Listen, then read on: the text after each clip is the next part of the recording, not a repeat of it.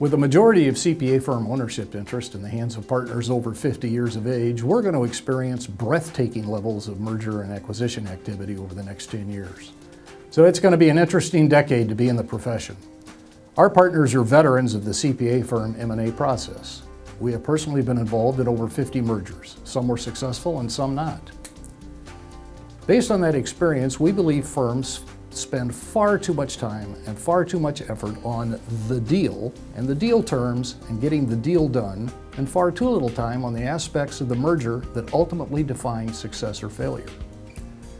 I like to draw an analogy between audits and audit failures and merger failures. Postmortems on audit failures indicate the majority could have been prevented if the client acceptance process was more rigorous and the firm approached that process with more objective skepticism. But let's face it, firms are all seeking growth, and partners can overlook warning signs because scoring new clients is important to the firm, and it also results in a larger share of the partner count pool. A postmortem on CPA firm mergers discloses the same fact pattern. Firms fall in love with the deal and can overlook the warning signs. Perhaps the cultures of the two firms are not compatible, or neither firm is really ready to do a merger. And then, with a deadline looming to get the deal done, due diligence is hurried and ineffective.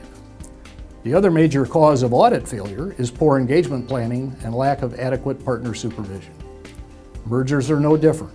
Merger integration, which is a marathon, not a sprint, is often poorly planned, if planned at all, severely underfunded, and lacks supervision and attention by a senior level partner.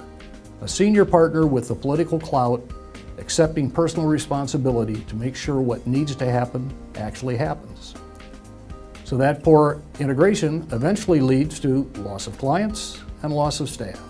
And that wonderful deal everyone fell in love with, that 1 + 1 = 3 equation, ends up in 1 + 1 = less than 2. And that's the equation for a failed merger.